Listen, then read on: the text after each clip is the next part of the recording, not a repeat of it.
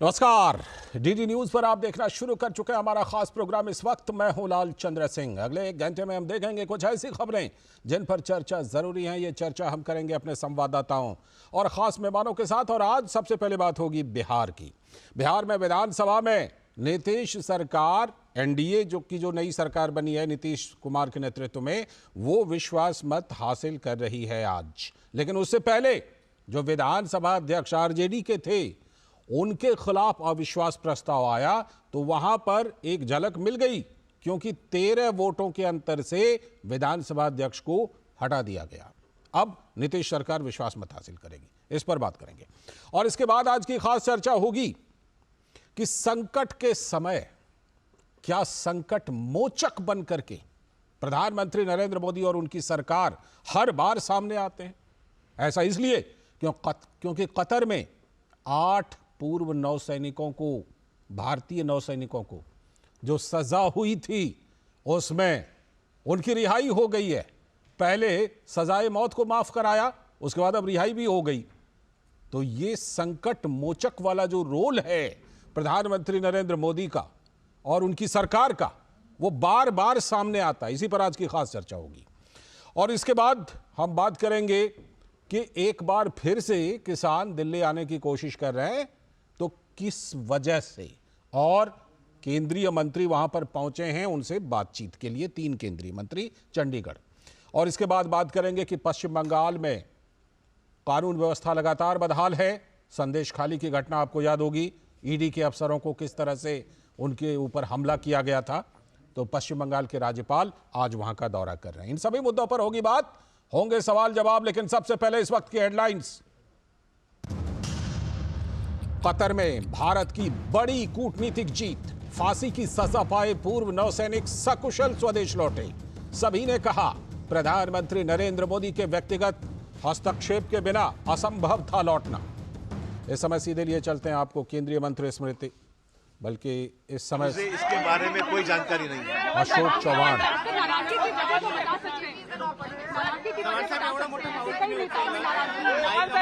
Sir, कल संजय निरुपम भी बात कर रहे थे। संजय निरुपम भी बात कर रहे थे कि नेताओं में काफी नाराजगी है, लेकिन मैं रहकर अपनी शिकायत जाहिर करूंगा। देखिए, you are asking me the same question again and again. I will categorically deny all such sort of allegations. I have not said anything about anybody, nor it is in my nature to complain about any person. मेरा खुद का individual फैसला है, मैंने किसी MLA से बात नहीं की।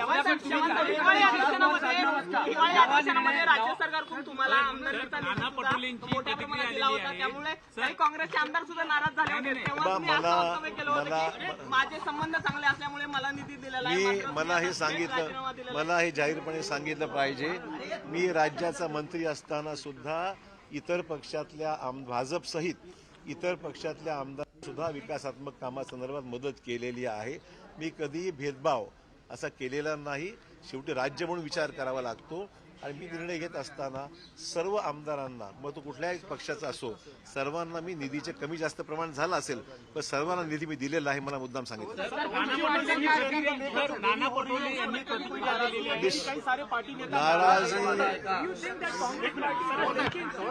सीट शेयरिंग के बारे में शायद उतनी रफ्तार से काम नहीं हो रहा है, ये मुझे भी महसूस हो रहा है। और इसीलिए निश्चित तौर पर मेरे को अभी बोलने का कोई अधिकार नहीं है। जो देख रहे हैं उनका काम है, पर वो अगर जल्दी तेजी से होता था तो फायदा निश्चित एमबीए को हो सकता था। देखिए, don't ask me some reading question. आज मैं ये कहा जाता है कांग्रेस में कि अगर कोई नेता अपनी आवाज उठाए तो उन्हें साइडलाइन कर दिया जाता है। कहाँ पर? कांग्रेस के अंदर अगर कोई नेता सवाल उठाए तो उन्हें साइडलाइन कर दिया जाता है, क्या कहेंगे? त्यांनी अशी भूमिका मांडली की अशोक चव्हाणांना पक्षाने खूप दिलं, पण अखेर कुठल्या दबावापोटी त्यांनी निर्णय दिला हे मला माहिती। अशोक चव्हाणांना पक्षाला खूप दिलं हे निश्चितच बरोबर आहे, आणि अशोक चव्हाणांनी सुद्धा पक्षाकरता खूप केलं, हे दोन्ही गोष्टी आहेत, दोन्ही गोष्टी बरोबरीने आहेत। त्यामुळे अशोक चव्हाण हे जिथे राहिले ते प्रामाणिकपणे राहिले, हे मला मुद्दाम सांगितलं पाहिजे। पक्षाने मला मोठं केलं आणि मी सुद्धा पक्षाकरता काही कधी कमी केलं नाही, मला मुद्दाम सांगितलं। काँग्रेसच्या बाबत भूमिका घेतील का? देखिए, मैं किसी भी नेता से मैंने बात नहीं की है। मैं किसी को नेता से बात करने में मेरे को दिलचस्पी इसलिए नहीं कि हर आदमी का एक इंडिविजुअल फैसला होता है। मैं कोई उनके फैसले से मेरी कोई इसमें ये नहीं है, इन्वॉल्वमेंट नहीं है। पार्टी लीडरशिप से किसी के आपसे कांटेक्ट करने की कोशिश की? आज मैंने सही बोला तो मैंने किसी से भी आज बात नहीं की, बिकॉज ऑब्वियसली इतने सारे नेतागण हैं जो मेरे नजदीक संबंध है, ऑब्वियसली मेरे को चाहते हैं, उनका फोन आए थे, but I did not respond at the moment because आज जो फैसला हो चुका था उसमें कोई रिवर्स की बात तो थी नहीं। चव्हाण साहेब, तुमच्याबरोबर इतर काही काँग्रेसचे आमदार देखील जातील अशी जी चर्चा आहे ती किती खरं आहे? मी तुम्हाला सांगितलं कोण काय करेल हे मला माहित नाही, पण जिथे माझी भूमिका आहे मी कुठल्याही आमदारांना संपर्क साधलेला नाही। अशोक चव्हाण साहेब, कधीपासून विचार सुरू झाला काँग्रेस सोडण्याचा? नेमकं तुम्ही या विचारापर्यंत आलात कधीपासून? तुमच्या मनात हा विचार सुरू होता की काँग्रेस सोडायची? हर चीज बताई नहीं जाती। कितना भावनात्मक सफर अभी आपके लिए? कितना सीधा प्रसारण आप देख रहे थे। महाराष्ट्र में कांग्रेस को एक और बड़ा झटका लगा है। पूर्व मुख्यमंत्री अशोक चव्हाण ने पार्टी की प्राथमिक सदस्यता तक से भी इस्तीफा दे दिया है। अशोक चव्हाण ने यह बड़ा झटका कहा जा सकता है महाराष्ट्र में कांग्रेस को, और खास तौर पर लोकसभा चुनाव के बस कुछ ही महीने पहले महाविकास अघाड़ी के लिए, क्योंकि पूर्व मुख्यमंत्री रह चुके हैं अशोक चव्हाण, कांग्रेस के कद्दावर नेता रहे हैं और उन्होंने ये इस्तीफा दिया है। अब आगे उनका क्या कदम होगा इसके बारे में सभी को इंतजार रहेगा। अपनी प्रतिक्रिया वो दे रहे थे कि उन्होंने इस्तीफा दे दिया है। हम इस स्टोरी को भी आगे आपको दिखाते रहेंगे जो ही इसमें कुछ होता है, लेकिन फिलहाल नजर डालते हैं हेडलाइंस पर। कतर में भारत की बड़ी कूटनीतिक जीत, फांसी की सजा पाए पूर्व नौसैनिक सकुशल स्वदेश लौटे। सभी ने कहा प्रधानमंत्री नरेंद्र मोदी के व्यक्तिगत हस्तक्षेप के बिना असंभव था लौटना।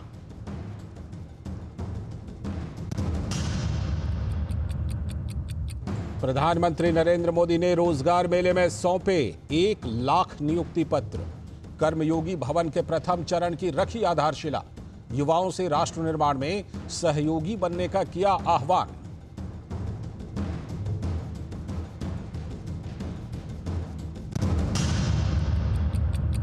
बिहार में फ्लोर टेस्ट से पहले विधानसभा स्पीकर अवध बिहारी चौधरी ने छोड़ा आसन। बहुमत साबित करने के लिए नीतीश सरकार को चाहिए 122 विधायकों का समर्थन।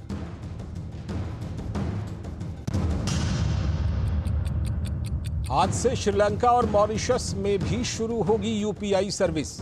दोनों देशों के राष्ट्राध्यक्षों के साथ प्रधानमंत्री मोदी अब से कुछ ही देर में करेंगे शुरुआत। मॉरिशस में रुपे कार्ड सेवाएं भी की जाएंगी लॉन्च। और पश्चिम बंगाल के उत्तर 24 परगना जिले के संदेशखाली की मौजूदा स्थिति पर पश्चिम बंगाल के राज्यपाल ने जताई चिंता। केरल की यात्रा में कटौती करके संदेशखाली के दौरे पर राज्यपाल।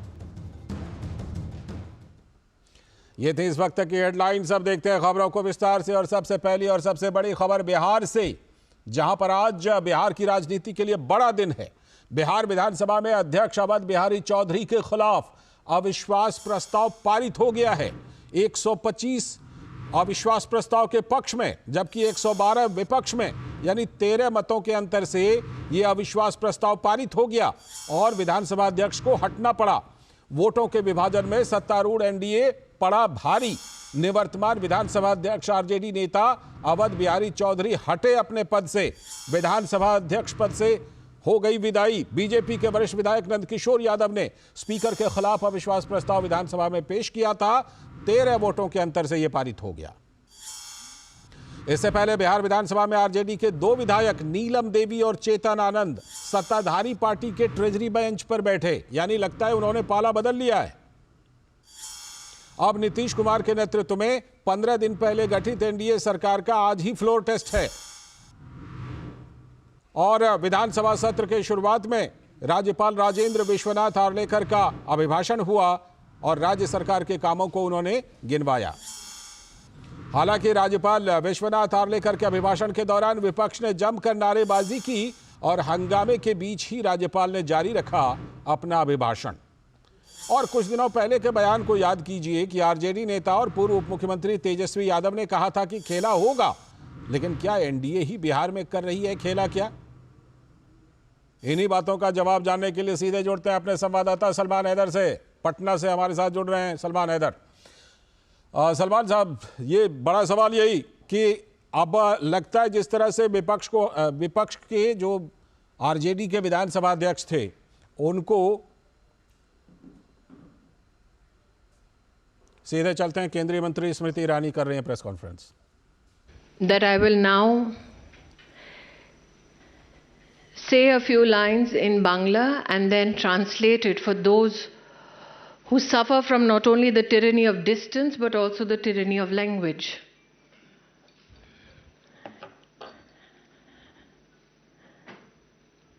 From Sandesh Khali, women from SC, ST, fishermen and farming communities, while speaking to the media, have said, TMC পার্টির লোক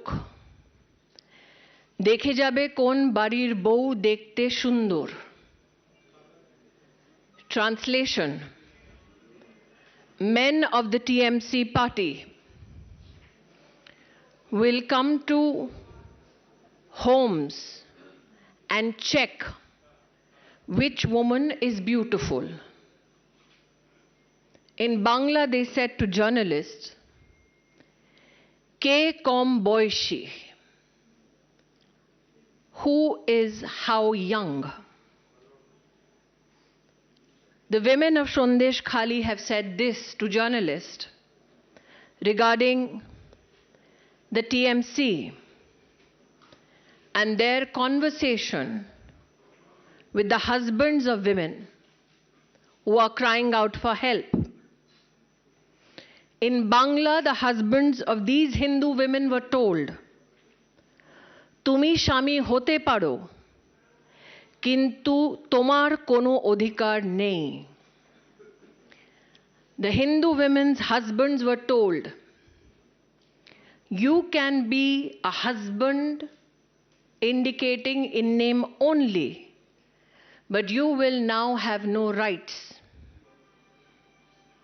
Then the Bangla women have said to journalists about the TMC, Niye chole jabe rater por raat.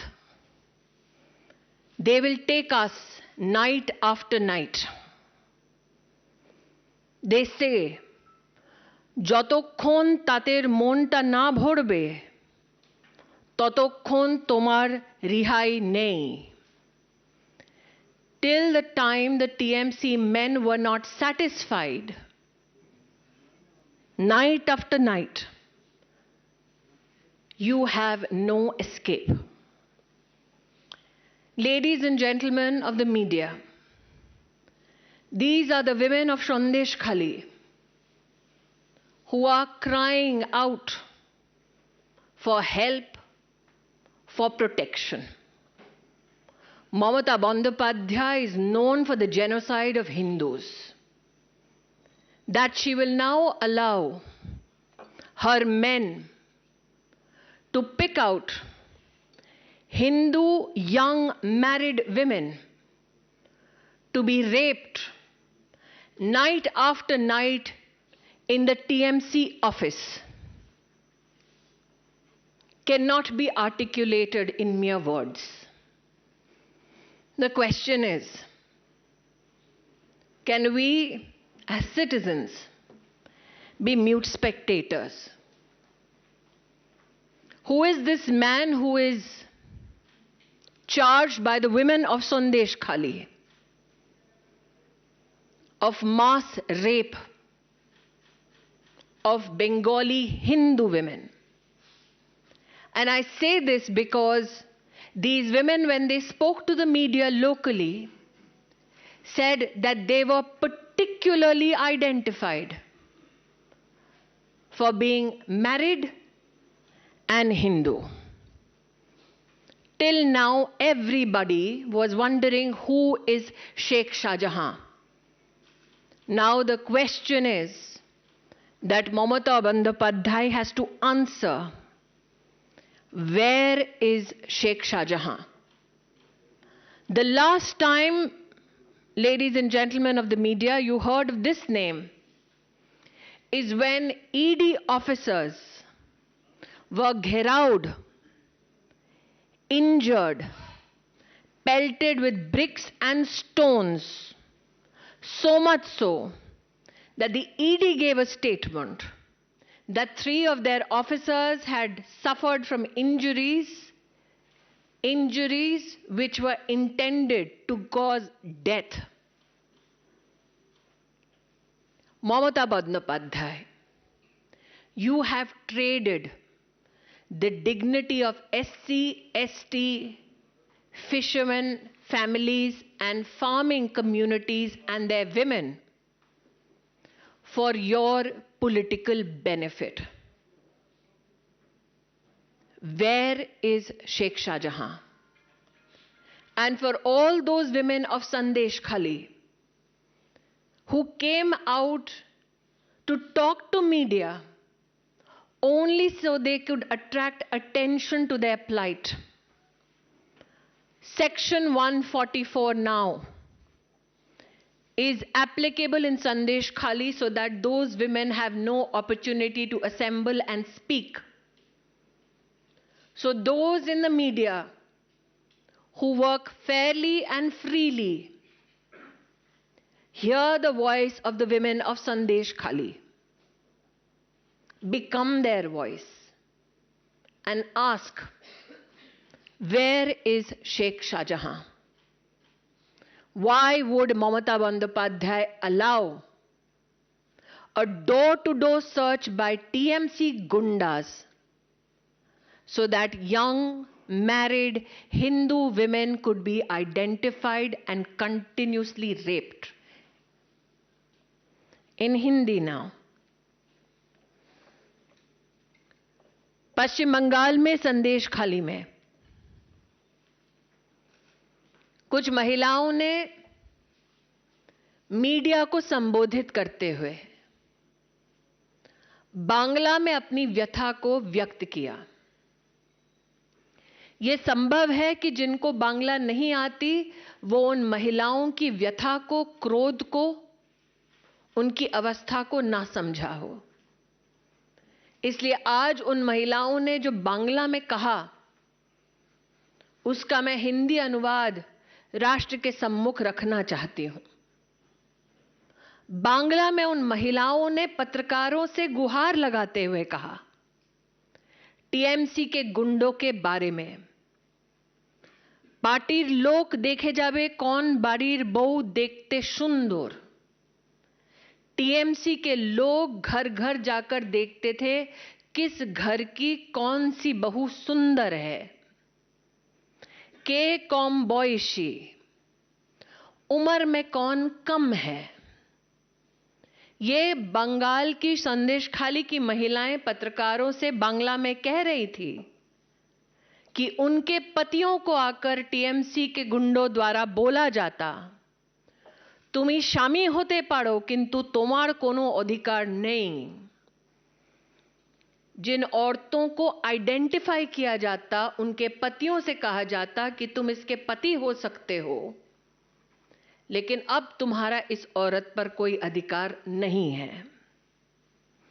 इन बांग्ला की संदेश खाली की महिलाओं ने पत्रकारों से कहा, निये चले जाबे रातेर पर रात, उठाकर ले जाते थे रात दर रात। যতক্ষণ তাদের মনটা না ভরবে ততক্ষণ তোমার रिहाई नहीं। जब तक टीएमसी के इन गुंडों का मन नहीं भरता था तब तक इन औरतों को रिहा नहीं किया जाता था।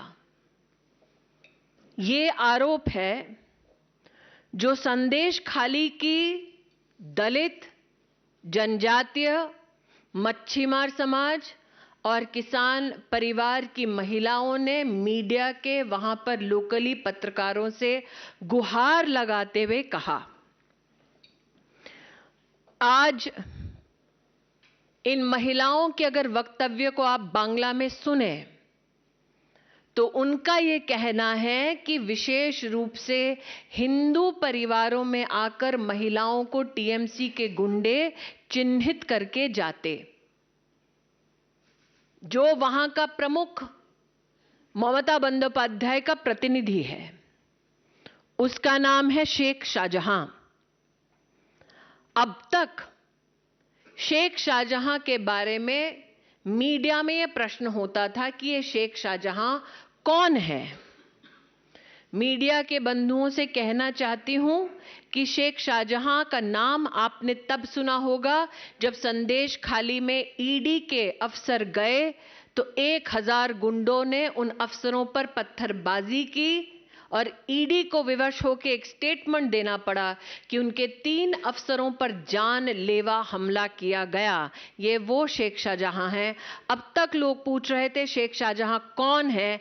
आज प्रश्न उठता है ममता बंदोपाध्याय शेख शाहजहां कहां है। ये ग्रामीण अंचल की औरतें हैं जो अपने लोकल मीडिया से बात करने बांग्ला में निकली थी। वर्तमान में सेक्शन 144 उनके क्षेत्र में लगा दिया गया है ताकि इन औरतों का जमावड़ा रोका जा सके। आज मैं मीडिया के हर व्यक्ति से अपील करती हूं, उनकी भाषा किसी को समझ ना आए, लेकिन मैंने यहां पर जो अनुवाद किया है आपको उनका आक्रोश, उनके हालात समझ आए होंगे निश्चित। हिंदू नरसंहार पर सौदा कर ममता बंदोपाध्याय अपना सत्ता का साम्राज्य चला रही, ये तो हम सब जानते हैं।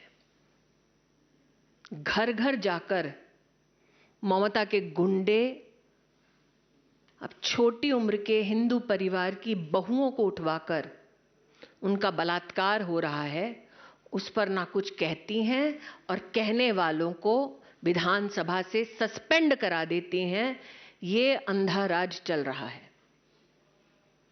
संदेश खाली की महिलाएं आपसे गुजारिश कर रही हैं कि उनकी व्यथा को समझें और पूछें, वेयर इज शेख शाहजहां। इस विषय पे आप लोगों का कोई सवाल हो तो पूछ सकते हैं।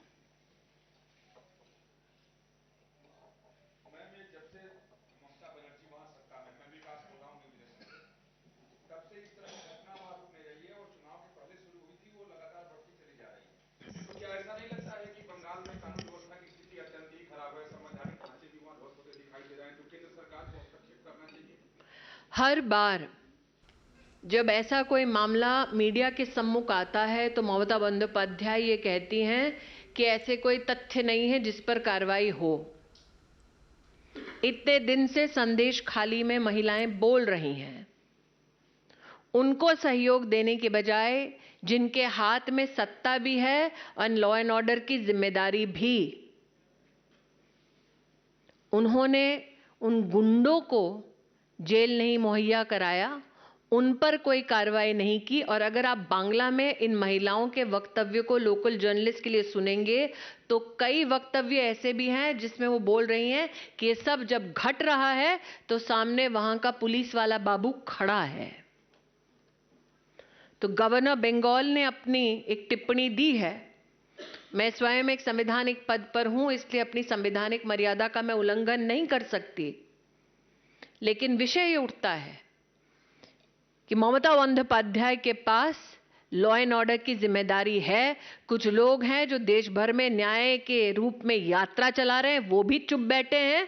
कुछ लोग हैं जो अलायंस की बात करते हैं, वो भी चुप बैठे हैं। ममता बंदोपाध्याय ये जानती हैं कि शेख शाहजहां विशेषतः जानबूझकर छोटी उम्र की हिंदू विवाहित महिलाओं का बलात्कार करवा रहे हैं। अब तक जब ये तथ्य लोकल मीडिया ने उनको प्रस्तुत किए हैं, तब तक उन्होंने कार्रवाई क्यों नहीं की? जिन लोगों ने कार्रवाई की, लेजिस्लेटिव असेंबली में मांग की, उनको सस्पेंड क्यों किया गया? राजनीति छोड़ दीजिए, आप सिर्फ मानवता की दृष्टि से इस विषय को देखिए।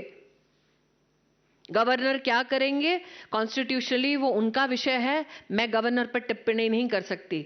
मैं क्योंकि बांग्ला में उन औरतों ने अपना वक्तव्य दिया इसलिए आपको उनका वक्तव्य पहुंचा रही हूं। मेरा हाथ जोड़कर करबद्ध निवेदन है कि आप पहुंचे वहां और पूछें कब तक हिंदुओं की बलि चढ़ती रहेगी, हिंदू औरतों का बलात्कार होता रहेगा और वो भी स्टेट स्पॉन्सर्ड टीएमसी द्वारा। सुजीत ठाकुर।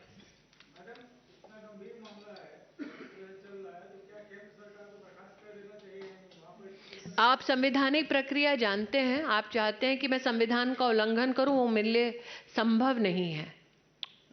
देवेंद्र प्राशर।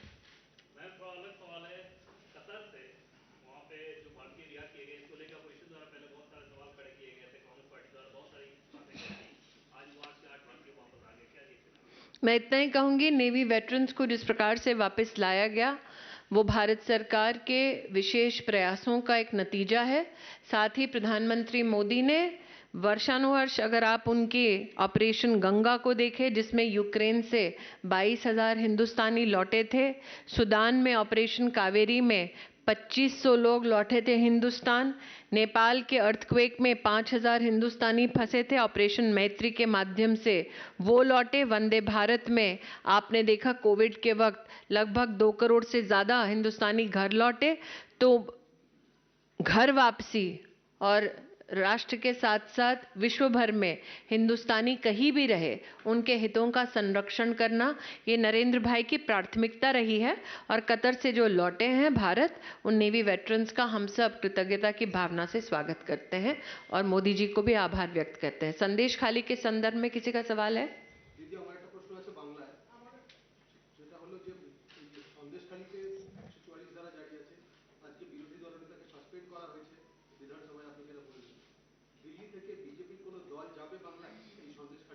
এটা আমি কেন কি এখানে শুধু প্রেস কনফারেন্স করছি, দিল্লি থেকে কে যাবে ওখানে আমাদের উপযুক্ত লিডারশিপটা আছেই, কিন্তু আমি যে এখানে নিবেদনটা জানাতে যাচ্ছিলাম, আপনি কোন চ্যানেল থেকে? ঠিক আছে, আপনাকে আমি করবদ্ধ নিবেদন করছি কি ওখানে বাংলায় তো করবেন কিন্তু নিশ্চিত হিন্দিতেও করবেন, কারণ কি বহু লোক এটা ভাবছে কি আমরা বাংলা বুঝতে পারি না তাই দেশে কেউ জানতে পারবে না বাংলায় কি হচ্ছে। बहुत बहुत धन्यवाद आपका। Thank you. सीधा प्रसारण आप देख रहे थे भारतीय जनता पार्टी के प्रेस कॉन्फ्रेंस का। वरिष्ठ नेता भाजपा की स्मृति ईरानी केंद्रीय मंत्री ने यह प्रेस कॉन्फ्रेंस किया और खास तौर पर पश्चिम बंगाल में जो संदेश खाली से भयावह खबरें आ रही हैं महिलाओं के बलात्कार के बारे में उसका जिक्र कर रही थी और बीजेपी ने साफ तौर पर आरोप लगाया कि वहां पर जो लोकल टीएमसी नेता हैं, शेख शहबाज जो भी हैं, जिनके यहाँ ईडी ने रेड किया था और उनके ऊपर हमला हुआ था, ईडी के लोगों के ऊपर, उनका नाम लेकर कहा कि उनके जो गुंडे हैं वो ऐसे काम को अंजाम दे रहे हैं। तो ये तमाम आरोप भारतीय जनता पार्टी ने लगाया है और जैसा कि हमने आपको पहले भी बताया था कि आज राज्यपाल का भी दौरा है पश्चिम बंगाल का, संदेश खाली वो दौरे पर जा रहे हैं, तो इस पर हम आगे बात करेंगे। और जैसा कि आपने देखा एक सवाल के जवाब में स्मृति ईरानी कह रही थी कि हमेशा नरेंद्र मोदी की सरकार किस तरह से संकट मोचक बन करके आती है। ये सवाल कतर से जो 8 पूर्व नौसैनिक स्वदेश 8 रिहा हुए हैं उसमें से 7 स्वदेश लौट गए हैं, उनके संदर्भ में वो कर रही थी। तो अब जो हमारी अगली स्टोरी है, आज की खास चर्चा, वो उसी पर है कि किस तरह से नरेंद्र मोदी और उनकी सरकार संकट मोचक बनती है।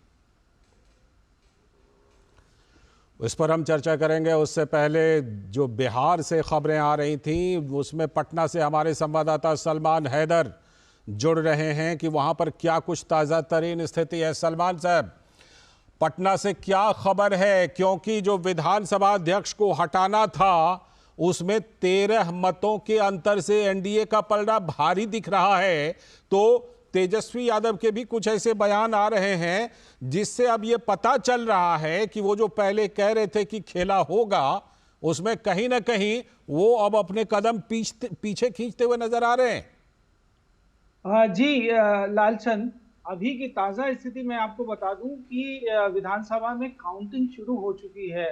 जो विश्वास प्रस्ताव नीतीश कुमार ने आज पेश किया उस जी। पर काउंटिंग शुरू हो गई है और थोड़ी ही देर में रिजल्ट्स आ जाएंगे।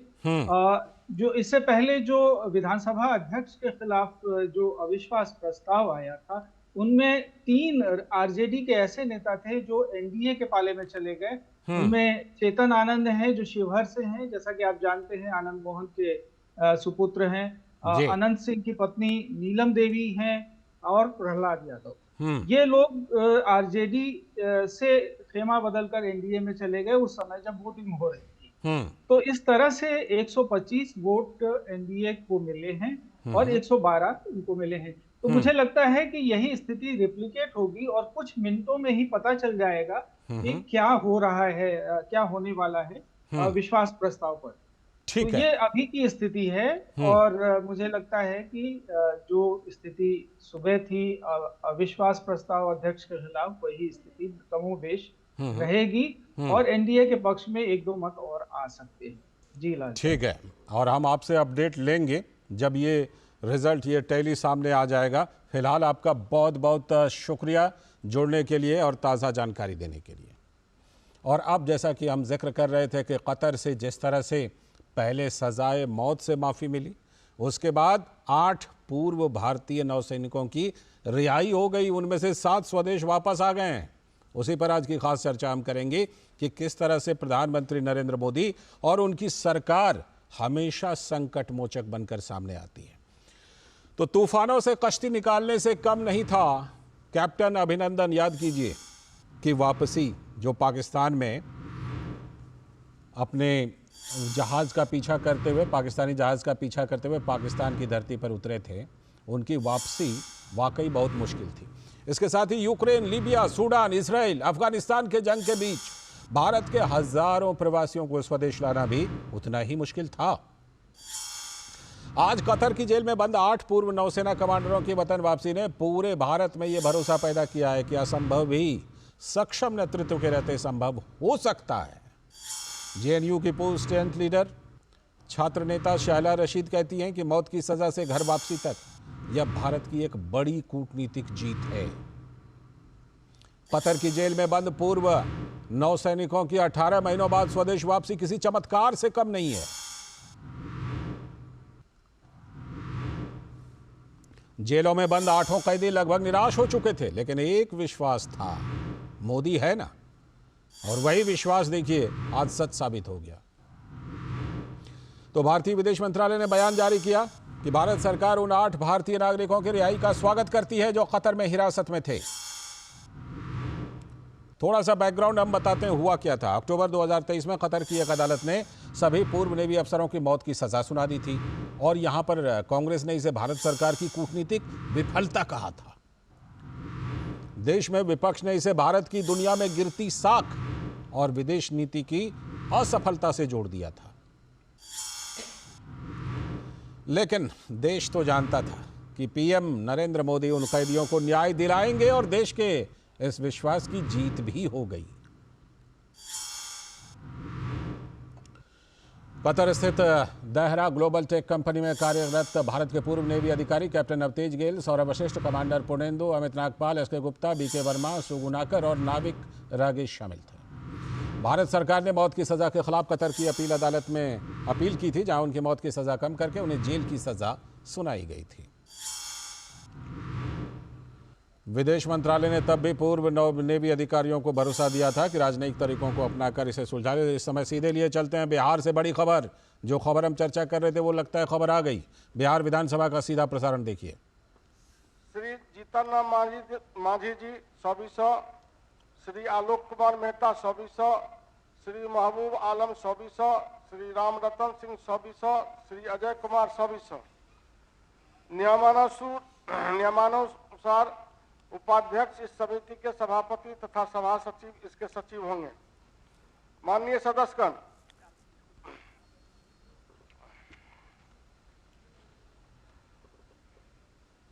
माननीय प्रभारी मंत्री वित्त विभाग, माननीय उपाध्यक्ष महोदय, मैं बिहार राज्य कोषीय उत्तरदायित्व एवं बजट प्रबंधन अधिनियम 2006 के अंतर्गत वित्तीय वर्ष 2023-24 के आर्थिक सर्वेक्षण की प्रति सभा मेज पर रखता हूँ।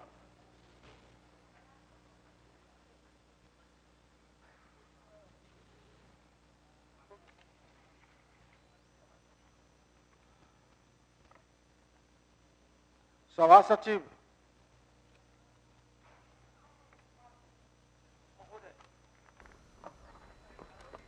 लाइन दीजिए, लाइन। सप्तदश बिहार विधानसभा के 10वें सत्र में उद्भूत तथा बिहार विधानमंडल के दोनों सदनों द्वारा यथापारित निम्न 6 विधेयकों का विवरण सदन पटल पर रखता हूं, जिस पर महामहिम राज्यपाल द्वारा भारत के संविधान के अनुच्छेद 200 के तहत अनुमति प्रदान की गई है। क्रमांक 1, बिहार सचिवालय सेवा संशोधन विधेयक 2023, अनुमति की तिथि 16/11/2023। क्रमांक 2, बिहार पंचायत राज संशोधन विधेयक 2023, अनुमति की तिथि 16/11/2023। क्रमांक 3, बिहार माल और सेवा कर द्वितीय संशोधन विधेयक 2023, अनुमति की तिथि 16/11/2023।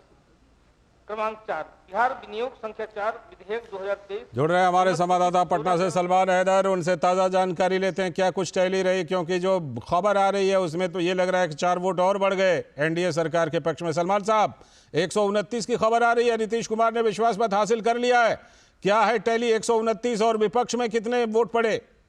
मैं आपसे कह ही रहा था अभी थोड़ी देर पहले, हाँ। कुछ मिनटों में रिजल्ट आने वाले हैं, क्योंकि काउंटिंग हो रही थी उस समय।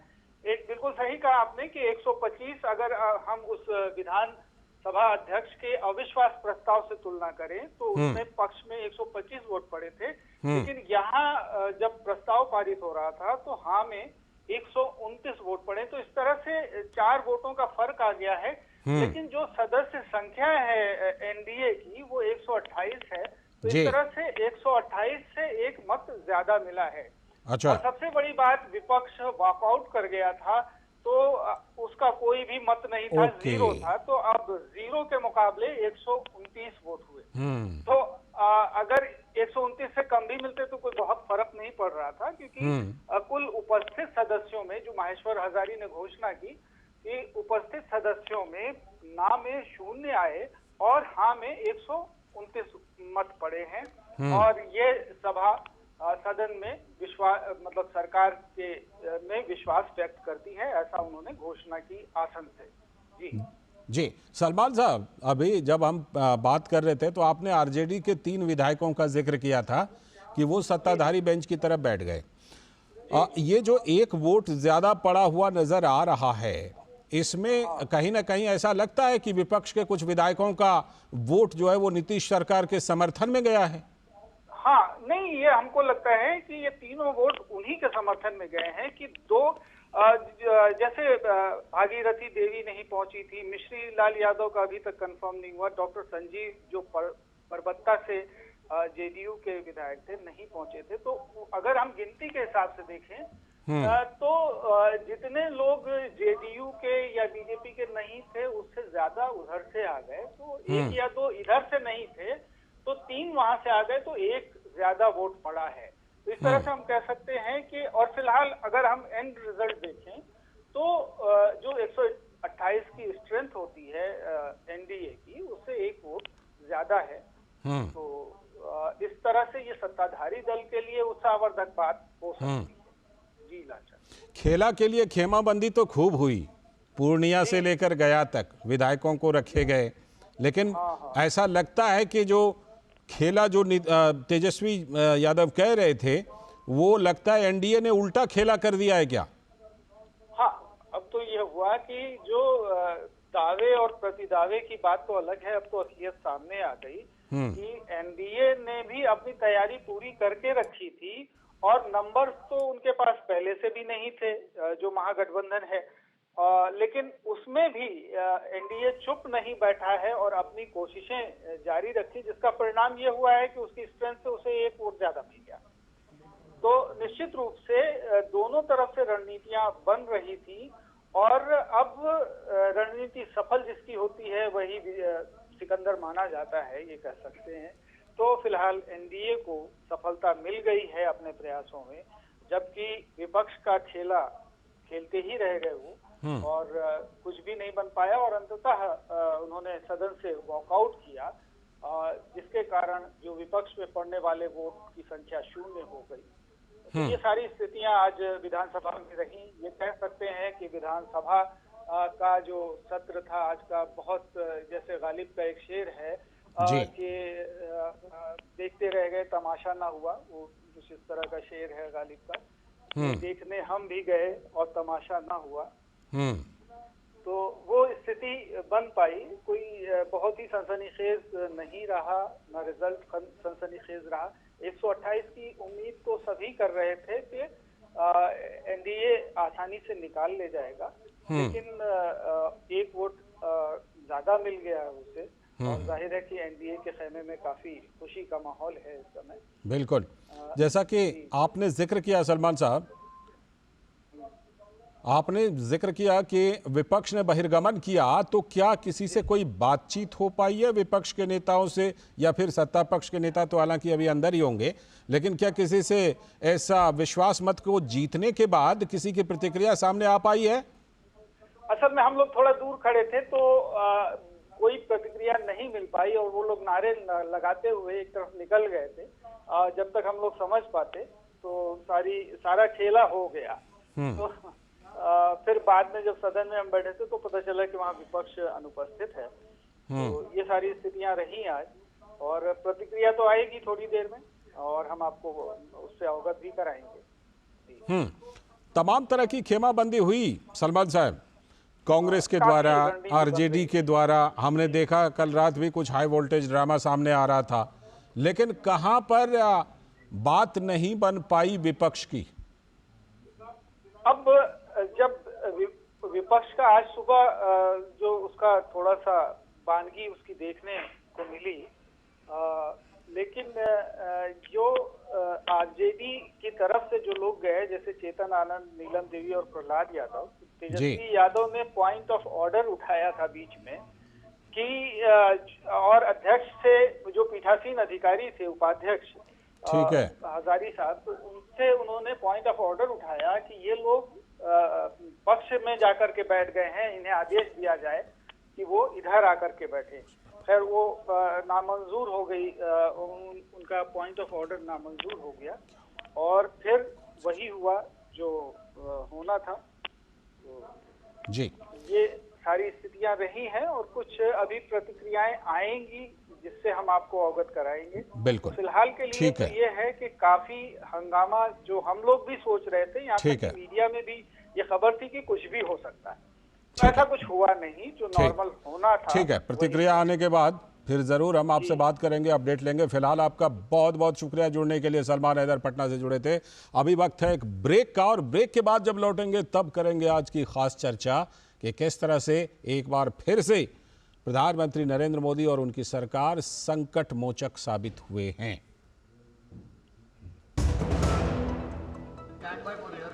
यारो, शादी तो मैं प्रीति से ही करूंगा। कॉलेज टॉप करके अच्छी सी नौकरी लूंगा, झट से प्रीति को प्रपोज कर दूंगा, और फैमिली हॉलिडे स्पेन में। वाह यार, मैं तेरी प्लानिंग का बड़ा फैन। तू आज ही एसबीआई में अपना सेविंग्स अकाउंट ओपन कर ले और अपने स्पेन हॉलिडे की सेविंग शुरू कर। एसबीआई सेविंग्स अकाउंट के साथ पाइए सेफ, सिक्योर, कन्वीनियंट बैंकिंग और ग्रेट कस्टमर सर्विस। एसबीआई, देश का फैन। अरे भाई, तुम्हें तो बहुत खांसी आ रही है। चलो, पास में ही आयुष्मान आरोग्य मंदिर है, दिखा दूं। जांच और उपचार दोनों मुफ्त हो जाएगा। और अगर कुछ बड़ा निकल गया तो आयुष्मान कार्ड है ना, 5 लाख तक मुफ्त उपचार, कहीं भी कभी भी। मोदी जी की गारंटी है ये। तेरे पापा मेरे सामने ही बनवाए थे कार्ड। और बताऊं, मोदी जी ने प्रधानमंत्री भारतीय जन औषधि केंद्र खुलवाकर महंगी दवाइयों से मुक्ति दिला दी है हम सबको। यहाँ दवाइयाँ सस्ती और अच्छी मिलती हैं। ये तो जानता हूँ, पापा भी वहीं से दवाई लेते हैं। देखा, सबको उत्तम स्वास्थ्य सेवा सुविधा देने की मोदी जी की गारंटी। करोड़ों लोग लाभ ले रहे हैं, आओ हम भी लें। मोदी की गारंटी यानी हर गारंटी पूरा होने की गारंटी। महंगे इलाज की छुट्टी, मोदी की गारंटी। मेरे भाई अरविंद कुमार की कुछ महीने पहले एक्सीडेंट में डेथ हो गई। उन्होंने पॉलिसी बाजार से टर्म लाइफ इंश्योरेंस लिया हुआ था, जो अब भाभी के घर के खर्च और बच्चों की पढ़ाई में काम आएगा। पॉलिसी बाजार की टीम ने क्लेम दिलवाने में हमारी पूरी मदद की। क्लेम के टाइम पे आपकी हेल्प के लिए हमेशा तैयार। पॉलिसी बाजार, 1 करोड़ का टर्म लाइफ इंश्योरेंस सिर्फ 470 रुपए महीने से शुरू। स्वागत है ब्रेक के बाद।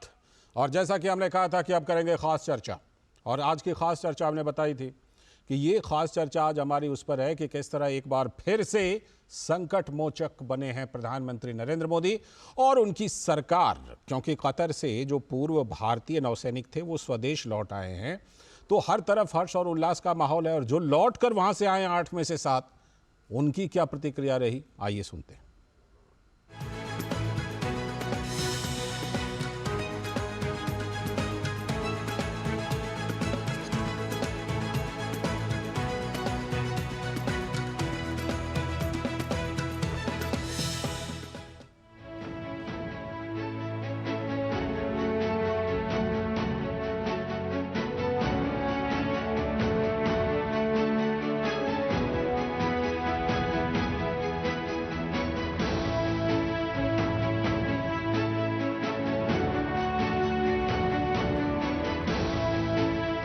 आज से 45 दिन पहले इनकी फांसी की सजा को उम्र कैद में बदल दिया गया था, और अब भारत के नौसैनिक अधिकारियों को उनको वापस यहाँ पर लाकर एक दिखाया है कि हर एक जान की कीमत, हर भारतीय की जान की कीमत है।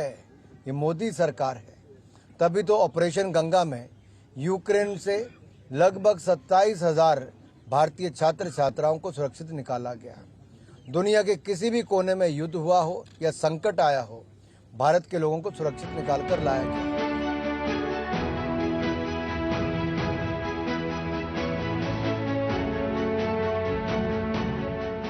ये बहुत बड़ी जीत भी है, और बहुत ही विनम्र भाव से मैं प्रधानमंत्री मोदी जी का आभार व्यक्त करना चाहती हूँ, और कतर के अमीर का भी, जिन्होंने इस निर्णय को रिवर्स किया। हर भारतीय के मन में प्रसन्नता होगी जब कोई भारतीय का जीवन बेहतर होता है, वापस आते हैं, तो परिवार में खुशी का माहौल होता है। इस मामले में ख़ास तौर पर काफ़ी उतार चढ़ाव थे भावनाओं के भी, लेकिन जब प्रधानमंत्री जी का हस्तक्षेप हुआ तो कहीं ना कहीं एक उम्मीद की किरण जागी, और जो भी कुछ हुआ वो हम सबके सामने है। जब सरकार हाथ पे हाथ धरे बैठी रही तो कतर और इंडिया ने अपनी 50वीं डिप्लोमेटिक वर्षगांठ मनाई। इस दौरान प्रधानमंत्री मोदी ने कतर को फीफा वर्ल्ड कप की बधाई दी। इस दौरान प्रधानमंत्री ने कतर के शासक को यहां पर बुलाकर उनका खूब स्वागत सम्मान किया G20 में। तो उनसे 8 पूर्व नौसेना के अधिकारियों के जीवन की, उनकी सुरक्षा की बात क्यों नहीं की गई? सोचिए क्या बीत रही होगी उनके परिवारों पर और शुभचिंतकों पर।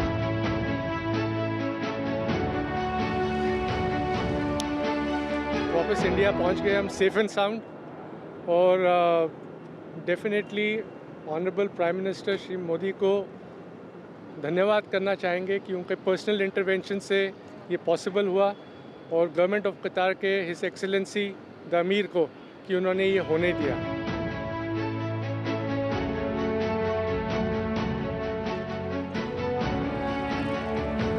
It is only possible without the intervention of Prime Minister Modi. It wouldn't be. आज हम आपके सामने खड़े नहीं हो रहे होते अगर इंटरवेंशन नहीं होता एट दैट लेवल।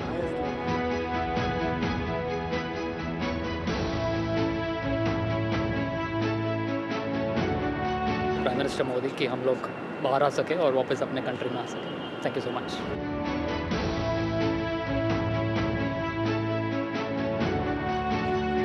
ये वाले दिन का हम बहुत दिनों से वेट कर रहे थे, और प्राइम मिनिस्टर मोदी और उनका पर्सनल इंटरवेंशन, उनका इंटरेक्शन, और एक और मौका लेना चाहता हूँ कि थैंक करूँगा अमीर को कतर के, जिनके उनके इंटरेक्शन के कारण आज हम यहाँ खड़े हैं।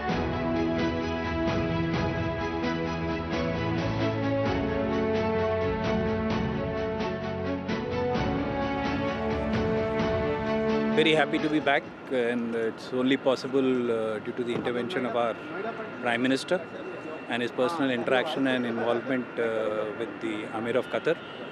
And we're thankful so much for the Government of India. Thank you so much.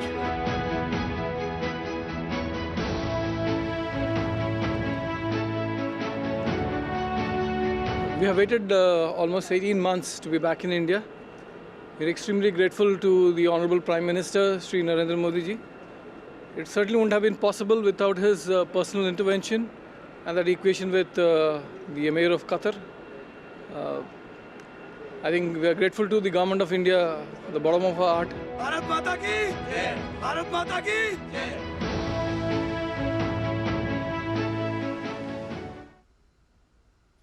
एक बात बिल्कुल कही जा सकती है कि इन सभी को प्रधानमंत्री नरेंद्र मोदी और उनकी सरकार ने एक तरह से मौत के मुंह से वापस खींच लिया है। इसलिए जब वो अपनी प्रतिक्रिया दे रहे थे तो रोंगटे खड़े हो रहे थे। आज इसी पर चर्चा करेंगे। हमारे साथ जुड़ रहे हैं हमारे संवाददाता अमृतपाल सिंह, हमारे सलाहकार संपादक विनोद मिश्र जी, साथ में अनुजा कपूर जी, भारतीय जनता पार्टी के प्रवक्ता राहुल लाल जी, पॉलिटिकल एनालिस्ट, राजनीतिक विश्लेषक, और डॉक्टर अंशु जोशी जो कि JNU की प्रोफेसर हैं, स्कूल ऑफ इंटरनेशनल स्टडीज की। आप सभी का बहुत बहुत स्वागत है इस चर्चा में। मैं सबसे पहले अमृतपाल अपने संवाददाता से एक अपडेट ले लेता हूं। अमृत, डिप्लोमेसी का डंका आपने हर जगह से, चाहे वो ऑपरेशन गंगा रही हो या फिर वो कहीं से भी खाड़ी देशों से ऑपरेशन चलाया गया हो, इजराइल से ऑपरेशन चलाया गया हो, आपने सब जगह से रिपोर्ट की है। एक बार फिर से जिस तरह से इन 8 लोगों की रिहाई हुई है अमृत, ये निश्चित रूप से कहा जा सकता कि इस पैटर्न पर तो पहले कुछ गिने चुने विकसित देश काम करते थे। कहा जाता था कि एक एक नागरिक की वो काउंटिंग करते थे और उनको बचा लेते थे। अमृत जी बिल्कुल ठीक, आप ठीक कह रहे हैं कि एक डॉगिड परसुएंस रही इस केस में। डिप्लोमेटिकली आपने लीगल असिस्टेंस एक्सटेंड की और उसके बाद पॉलिटिकल इंटरवेंशन की आपने हाईएस्ट लेवल पर। जब प्रधानमंत्री ने आमिर के कतर के आमिर से बात की और फिर हमने उसके नताइज देखे, पहले डेथ सेंटेंस हुआ इस केस में, फिर उसको कम्यूट किया गया और फाइनली अब एकदम खबर आई कल रात के इनको छोड़ दिया गया है 8 को, जो हमारे फॉर्मर नेवल ऑफिसर्स और मेन हैं, और उसमें से 7 देश भी लौट आए हैं। एक टेक्निकलिटीज़ की वजह से 1-2 दिन में लौट आएंगे। तो क्लियरली एक डिप्लोमेटिक सक्सेस है और उसके पीछे अपने नागरिकों को बाहर जहां भी फंसे हुए हैं या उनको जिस तरह की मदद या सहायता की ज़रूरत चाहिए होती है तो भारत सरकार वो प्रोवाइड करती है। आप ठीक कह रहे हैं कि ये हालांकि हमारी मिशंस का मैंडेट ही ये होता है, पर स्पेसिफिक केसेस में हमने देखा है कि जिस तरह का रिन्यूड विगर दिखता है वो पहले के मुकाबले से ज़्यादा एक्सेंटेड है। जी मैं लौटता हूं आपके पास, और क्या कुछ इस मामले में, जैसे कहते हैं ना कि पॉलिटिकल भी बातें बहुत सारी हुई, उस पर मैं लौटूंगा। मैं इससे पहले प्रोफेसर अंशु जोशी आपको शामिल करता हूं चर्चा में। प्रोफेसर जोशी, जिस तरह से ये भारत और कतर के बीच एक लग रहा था कि जैसे कि नामुमकिन सा ये हो कि इनकी रिहाई हो जाएगी, लेकिन आज हम देख रहे हैं कि हकीकत बन गया, रिहाई हो गई, वो स्वदेश 7 लोग वापस आ भी गए। इससे क्या ये जो एक 2 देशों के बीच अंडरस्टैंडिंग, पार्टनरशिप, और फिर जो जिसे हम कहते हैं ना कि ये जो जियोपॉलिटिकल सिनेरियो है इस इलाके का, जिसमें कतर एक अहम देश है और हम जानते हैं कि कतर का कितना इन्फ्लुएंस है, ख़ास तौर पर 54 देशों का जो संगठन है वहाँ पर, उसमें कतर का कितना इन्फ्लुएंस है। तो भारत और कतर के बीच जो ये हुआ है, इसे कितनी बड़ी डिप्लोमेसी की कामयाबी माना जाए प्रोफेसर जोशी? ये बहुत बड़ी कूटनीतिक विजय है और इसके लिए हम अपने प्रधानमंत्री श्री नरेंद्र मोदी के नेतृत्व को जितना भी धन्यवाद दे कम है, और उनके साथ हमारे जो माननीय विदेश मंत्री और हमारे NSA चीफ अजीत डोवाल जी का एक कहीं ना कहीं पीछे से योगदान रहा है, उसे भी हम न भूले, क्योंकि ये पिछले 18 महीनों का हम कह सकते हैं कि एक हमने ये लड़ाई लड़ी और हमारे इन पूर्व 9 सैनिकों को मृत्यु की सजा पिछले अक्टूबर 2023 में सुना दी गई थी। तो हमारी भारतीय सरकार ने इस कतर के इस निर्णय के खिलाफ हमने एक याचिका दायर की, हमने इस पर केस लड़ा।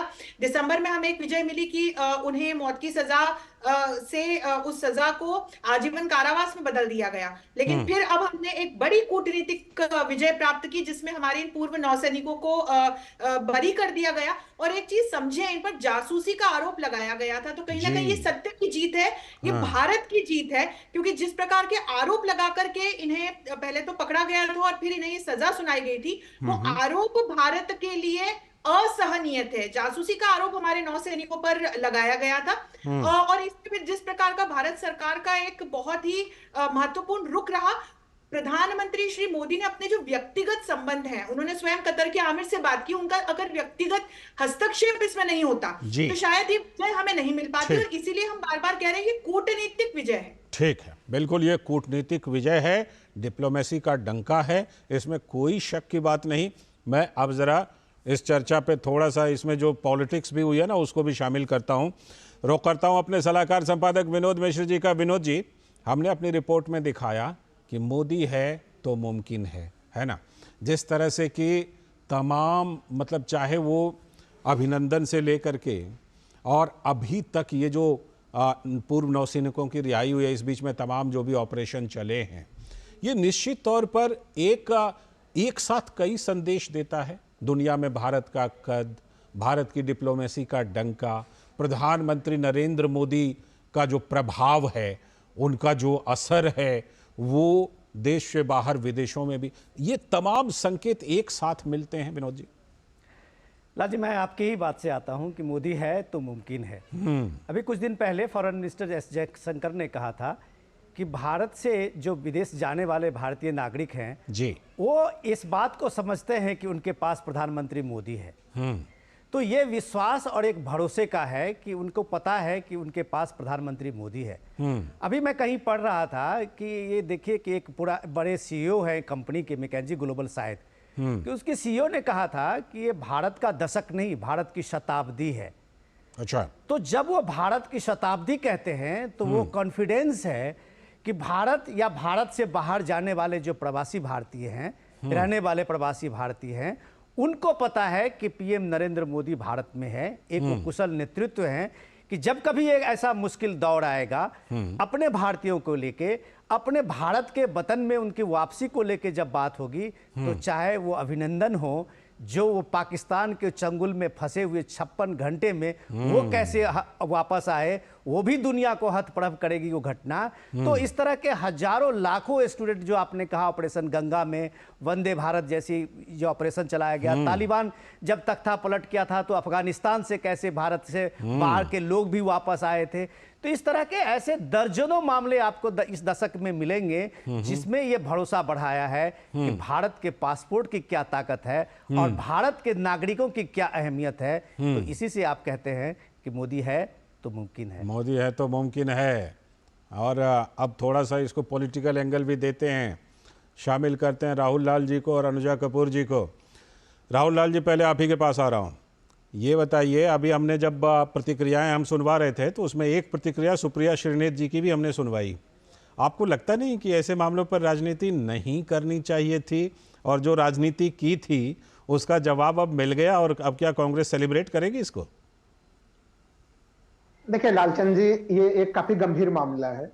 इसमें 2-3 पॉइंट मैं रखना चाहूंगा, क्योंकि देखिए ये घटना संज्ञान में कब आई, जब 30 अगस्त 2022 को इन लोगों को गिरफ्तार किया गया। उस समय क्या स्थिति थी? देखिए, आज सरकार जो है कि श्रेय लेने में लगी हुई है, पूरा सरकार की हम लोगों ने रिहा कराया, लेकिन सरकार बिल्कुल सोई हुई थी। 30 अगस्त 2022 तक सरकार को पता भी नहीं था कि कतर में जो है कि 8 पूर्व नौसैनिकों को जो है कि गिरफ्तार किया गया। तो आप, और उसके बाद सोचिए कि 14 महीने तक जो है कि पूरा प्रकरण चला, और 26 अक्टूबर 2023 को जाके फांसी की सजा होती है। तो गिरफ्तारी के समय में आप सोए हुए रहे, और फिर 14 महीना तक वो लोग लगातार जेल में रहे, और फिर भी फांसी की सजा हो गई। इसमें क्या टेक्निकल बातें थी, क्यों नहीं जानकारी? हाँ, देखिए प्रोफेसर अंशु जोशी भी असहमति व्यक्त कर रही है। मैं आऊंगा प्रोफेसर जोशी। मुझे पता है कि मैं पैनल में सबसे अलग राय रख रहा हूँ, मुझे पता है ये चीज, लेकिन क्या मैं तथ्यता गलत हूँ?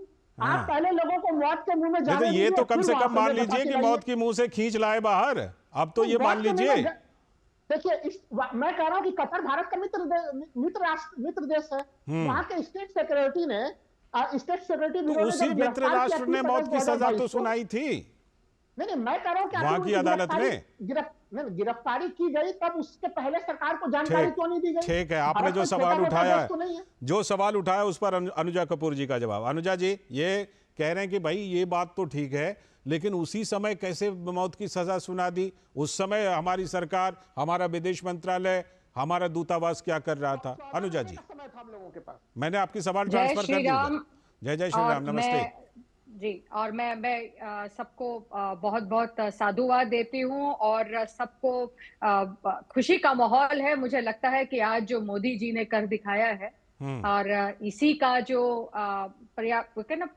एक दुख मेरे एक भाई को यहाँ पर पैनल पे बैठे हो रहा है, क्योंकि उनकी सरकार ये काम नहीं कर पाई कभी भी इसी तरीके का, ना उनको मौका मिला, क्योंकि ना उनकी नीयत थी, ना उनका नेतृत्व था, ना उनका कोई नेता था जो इस तरीके से खुशी हुए होंगे, दुखी नहीं हुए होंगे। ना वो तो आपके पैनल पर ही तो बता ही देते हैं। वो तो फिर अपना एक रोना, खिसियानी बिल्ली चीका नोचे, ये वही काम कर रहे हैं, खंबा नोचे करते हैं। यहाँ पर ये परेशान है क्योंकि इनके किसी भी तरीके से वो काम इनके अंडर पूरा नहीं हुआ। आज तक जितने भी अभियान चले, हम तो जानते हैं, अभी आपके सबके सामने ही है कि जितने बच्चे बाहर थे और कितने कोविड-19 के टाइम पर भी कितने प्लेन्स हमारे बबल जोन के अंदर चले।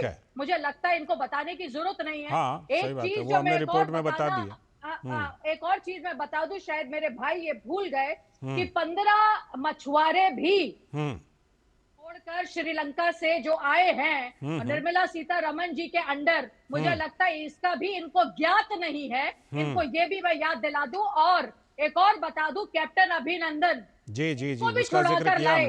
और एक और बता दूं, श्री राम को भी राजीव गांधी के टाइम से छुड़ाकर आज उनके घर में लेकर आए हैं। ठीक है, तो मैं ये भी इनको ज्ञात दे देती हूँ कि ये लौटता हूं अनुजा जी, हमारे मुद्दे का तो उत्तर नहीं है। ठीक राहुल भाई, मैं अंशु जोशी, प्रोफेसर अंशु जोशी के पास ही अब जाऊंगा। प्रोफेसर जोशी, आपकी गलती यही है कि आप बहुत ज्यादा बोलते हैं। ठीक, प्रोफेसर जोशी मैं आ रहा हूँ आपके पास, बस कुछ ही देर में आ रहा हूँ। हाँ, तो ये तमाम चीजें हैं देखिए, लेकिन जो सवाल उठाए थे राहुल जी ने ना, एक टेक्निकल सवाल उठाया था, उसी का जवाब प्रोफेसर जोशी देना चाहती थी, तो मैं इस समय प्रोफेसर जोशी के पास ही चलता हूं। प्रोफेसर अंशु जोशी बताइए। धन्यवाद लालचंद जी। यहाँ दो तकनीकी महत्वपूर्ण बिंदु हैं जिनको हमको कूटनीति के जो बेसिक्स जानते हैं वो इस चीज को समझेंगे। देखिए 30 अगस्त 2022 को ये गिरफ्तारी हुई थी, जिसमें देहरा टेक्नोलॉजीज में काम करने वाले ये जो हमारे 8 पूर्व सैनिक थे, इन पर जासूसी का आरोप लगाकर इन्हें गिरफ्तार कर लिया गया था। अब हमारे दूतावास को सितंबर मध्य में इस बात की जानकारी मिली। और लालचंद जी, हम ये समझें कि जब दो देशों के आपस में द्विपक्षीय कूटनीतिक संबंध होते हैं, जब एक दूसरे के यहाँ उनके दूतावास होते हैं, तो कुछ प्रोटोकॉल फॉलो किए जाते हैं। और पहली बार अक्टूबर में हमारे दूतावास के अधिकारी को एक्सेस मिला था, सिर्फ एक अधिकारी को इनसे बातचीत करने का। और उसके बाद से लगातार भारतीय सरकार ने इस बात का प्रयास किया कि उसके बाद तो कामयाबी की कहानी सामने है, इन्हें छोड़ा जाए। इसमें हमने टर्की की भी मदद ली है। और इसके बाद जब पिछले साल अक्टूबर में इन्हें मौत की सजा सुनाई गई, तब भारत सरकार ने ही इसके खिलाफ याचिका दायर करके बजाफ्ते केस हमने लड़ा है, उसमें हमें विजय प्राप्त हुई है और इसी के परिणाम स्वरूप हमारे नौसैनिक वापस आ पाए हैं। तो ये जो दोनों बिंदु हैं, पहला बिंदु तो ये कि भारत सरकार इतने महीनों से चुपचाप बैठी थी, ये बिल्कुल गलत है। और दूसरा बिंदु कि हमें तो पता ही नहीं था। तो भाई जब कूटनीतिक संबंध होते हैं, दूतावास होते हैं, तो कुछ प्रोटोकॉल्स होते हैं। ठीक है राहुल जी, मैं आपके पास आऊंगा, आपकी प्रतिक्रिया लूंगा, लेकिन जो पॉइंट आपने उठाया है उस पॉइंट पर विदेश मंत्रालय का सिलसिलेवार क्या रहा है, मैं अपने संवाददाता अमृतपाल के पास चलता हूं। अमृत, जो सवाल राहुल जी उठा रहे थे कि देखिए पहले जानकारी नहीं दी गई, सजा सुना दी गई, उस एक तो वो तकनीकी बात, उसको किस तरह से फिर भारतीय विदेश मंत्रालय ने फॉलो किया, ये बात। और दूसरी बात ये कि इस पूरी घटना ने, जो बार बार प्रधानमंत्री नरेंद्र मोदी कहते हैं कि हमारा जो पासपोर्ट है ना वो और ताकतवर हो गया है और मजबूत हो गया है, हैं? तो वो चीज़ इस घटना ने एक बार फिर से, हालांकि ये सांकेतिक बात है कि भाई विदेशों में भारत की धाक बढ़ी है, उसी के संदर्भ में ये बात कही जाती है, इस घटना ने ये फिर से एक बार साबित कर दिया।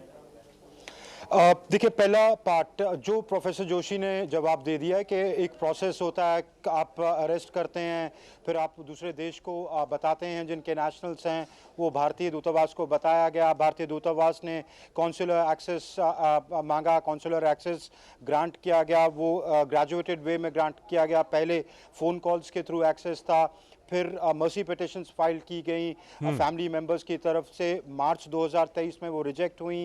वो एक लीगल प्रोसेस है, कोर्ट ऑफ फर्स्ट इंस्टेंस का फैसला आया, भारत ने कहा कि शॉकिंग वर्डिक्ट है, भारत ने लीगली ये केस लड़ा। तो मेरे ख्याल से ये कहना कि भारत की सरकार सो ही रही, ये थोड़ा फैक्चुअली इनकरेक्ट होगा। मैं पॉलिटिक्स में नहीं जाना चाहता, वो बीजेपी कांग्रेस का प्रिजर्व है। मैं एज ए रिपोर्टर सिर्फ ये उसे बताना चाहता हूँ कि कौंसिल के लगातार एक्सेस और लगातार कम्युनिकेशंस हो रही थी, क्योंकि ये मामला सेंसिटिव था।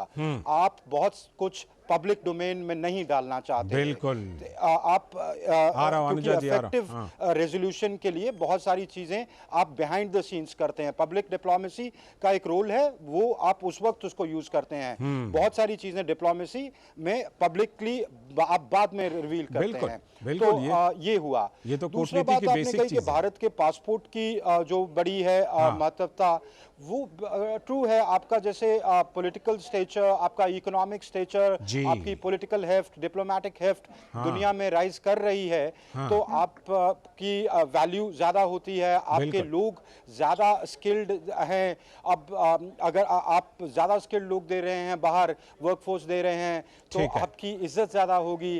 तो आपके उसमें एक पॉलिटिकल रोल भी है कि जब प्रधानमंत्री जाते हैं तो एंगेज करते हैं। मैं कई जगहों पे गया हूं और डायस्पोरा से बात की है कि आप ये क्यों बाहर खड़े होकर होटल के मोदी करते हैं, कई दिशा में काम करने के बाद उसका नतीजा आता है। कहते हैं कि हमको एक कनेक्ट दिखता है कि प्रधानमंत्री आके हमारे साथ खड़ा है देश का। हमें पहले लगता था कि हम बाहर आ गए हैं, देश ही छूट गया है। तो वो सब लेवल्स पर, इमोशनल लेवल्स पर, इकोनॉमिक, पॉलिटिकल, इन सब की रीजंस की वजह से आपका वर्चस्व बढ़ा है। ठीक है। मैं विनोद जी का रुख करता हूं, उसके बाद राहुल जी और अनुजा जी के पास भी आऊंगा।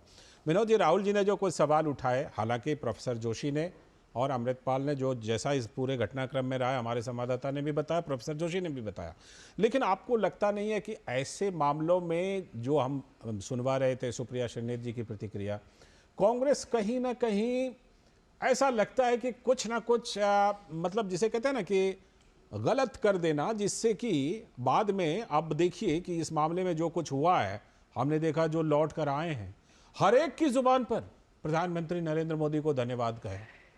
लाल जी, अभी अमृतपाल जी बता रहे थे और इंडियन डायस्पोरा के साथ साथ उन्होंने जो कूटनीतिक पहल थी उसके बारे में भी बहुत शानदार बताया हमें। मैं सिर्फ इनको राहुल लाल जी को सिर्फ इतनी जानकारी मुझे लगता है कि उनको शायद नहीं होगी या वो नहीं जानना चाहते हैं कि मिसिंग पॉइंट क्या है। मिसिंग पॉइंट ये है कि जब हम कहते हैं ना कि नेशन फर्स्ट, ये कम से कम कांग्रेस पार्टी में अभी मिसिंग है।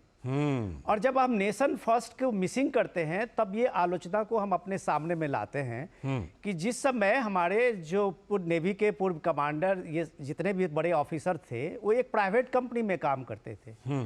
ये समझना चाहिए उनको कि भारत सरकार की जो पहल है डिप्लोमेटिकली, उस पहल के उसको आपको जानकारी लिए बगैर आप सार्वजनिक रूप में आते हैं मीडिया में और प्रेस कॉन्फ्रेंस करते हैं इस बात के लिए कि ये सरकार की डिप्लोमेसी की विफलता है।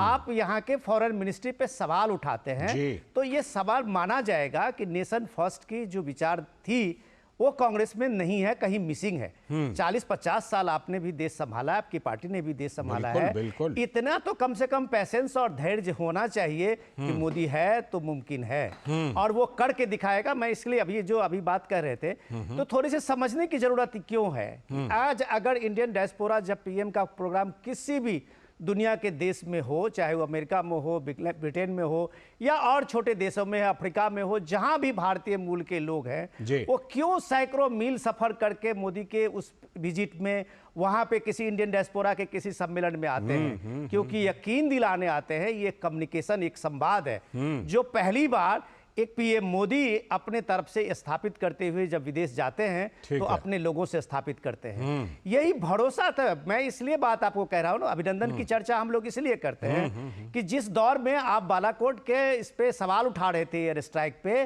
और आप सबूत मांग रहे थे, उस दौर में देश की जनता टकटकी लगाई हुई थी कि 56 घंटे से जो बंद है, हमारा पाकिस्तान के चंगुल में फंसा है, वो हमारा अभिनंदन कैसे वापस आएगा। और शाम नाइट तक आप देखा कि ये संभव हुआ और अभिनंदन वापस आया। तो ये भरोसा इस देश का है। जब वो देखता है कि ये मुमकिन है तो यही मुमकिन हुआ है। जो फांसी की सजा पाए हुए जो पूर्व कमांडर थे वो वापस आज देश में आए हैं। ये इस देश का यकीन है। बिल्कुल, ये यकीन है। और राहुल जी, सबकी जुबान पर कतर के अमीर का तो नाम था ही, लेकिन सबसे पहले प्रधानमंत्री नरेंद्र मोदी का नाम था। तो आप इस चीज से इनकार नहीं कर सकते। आप जो कह रहे हैं कि मैं आज अलग थलग पड़ गया हूं, तो इसके लिए फिर कांग्रेस पार्टी और आप जैसे समर्थक उसके जिम्मेदार हैं, क्योंकि आप ऐसे सुर में सुर, मतलब ऐसे मामले में मिलाना चाहिए एक जिम्मेदार विपक्ष के नाते। राहुल जी, देखिए विनोद जी देश के विद्वत जनों में से शामिल हैं, लेकिन मैं अब उन्हीं के बात से शुरू करता हूं कि देखिए क्या विपक्ष की क्या भूमिका होती है। अगर ऐसे समय में सरकार, अगर मैंने कहा कि रचनात्मक आलोचना, अंधा आलोचना नहीं, मैं रचनात्मक आलोचना की बात कर रहा हूँ लालचंद जी। कि अगर सरकार सुसुप्तावस्था में चली गई थी और उन आलोचनाओं से हमें तो कह रहा है कि आज तो कांग्रेस की प्रशंसा होनी चाहिए। आपकी सुसुप्तावस्था वाली बात से ना प्रोफेसर जोशी सहमत, ना हमारे संवाददाता सहमत है। मैं बस देखिए लोकतंत्र में सहमत ये बात, ये इससे मैं सहमत हूँ। असहमति के लिए सहमति। मैं असहमतियों का भी स्वागत करता हूँ। ठीक, मैं भी बिल्कुल। देखिए 2-3 चीजें मैं संक्षेप में कह दूं। अगर देखिए वो आलोचनाएं ना होती तो क्या सरकार के ऊपर विपक्ष दबाव ना बनाए कि समुचित समय पर समुचित कदम उठाए जाए। अच्छा, अब ये वाला क्रेडिट आप चाहते हैं। ठीक है। नंबर 2, देखिए सुषमा स्वराज जब तक थी, मैं कभी भी प्रशंसा करता हूँ, वो छोटे छोटे मामलों पे पूरे नजर रखती थी। अब आपको अगर देखिए गिरफ्तारी हो गया, विदेश मंत्रालय को, सरकार को पता नहीं चला। सितंबर में सोचे गिरफ्तारी कब हो रही है, 30 अगस्त, सितंबर में पता चल रहा है इनको, 1 महीने के बाद जो है कि इनकी नींद खुल रही है। अक्टूबर में इन्हें एक्सेस मिल रहा है। अरे भाई वो कतर है, छोटा सा देश है, अब आपका मित्र देश है। भारत दुनिया में अगर एक अपनी शख्सियत रखता है तो फिर आपको एक्सेस मिलने में इस तरह की समस्या कैसे आ रही है? यहाँ भी आप एक गेम खेल रहे हैं, कह रहे सुषमा जी थी बड़ी अच्छी और डॉक्टर एस जयशंकर हैं, तो क्या वो अच्छे नहीं है विदेश मंत्री?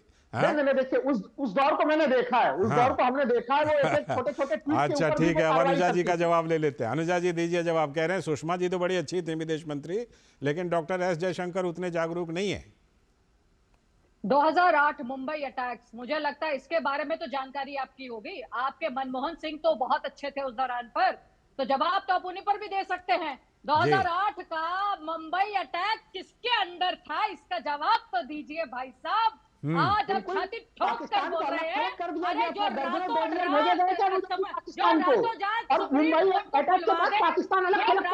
सुप्रीम कोर्ट को खुलवा दे, उसकी बातें करने वाले, निर्भया टैक्स के अंदर बातें करने वाले, जो अपनी 56 इंच की सीट के अंदर बैठ कर सोनिया गांधी जी टीवी पर देखती थी और बाहर नहीं आती थी, आज बात करने आ गए करप्ट। अच्छा ठीक है, चलिए राजनीतिक आरोप प्रत्यारोप के बीच मुझे एक टिप्पणी प्रोफेसर जोशी से लेनी है। प्रोफेसर जोशी, आप कुछ छोटी सी टिप्पणी करना चाहती थी, कीजिए।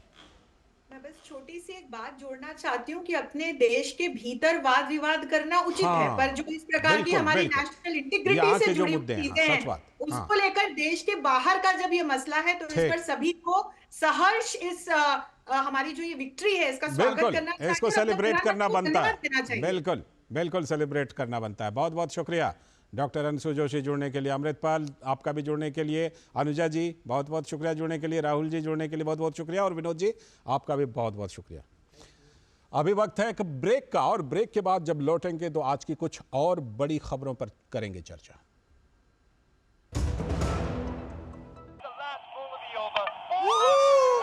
लड्डू हम यहाँ बैठे बैठे पैसे बना सकते हैं।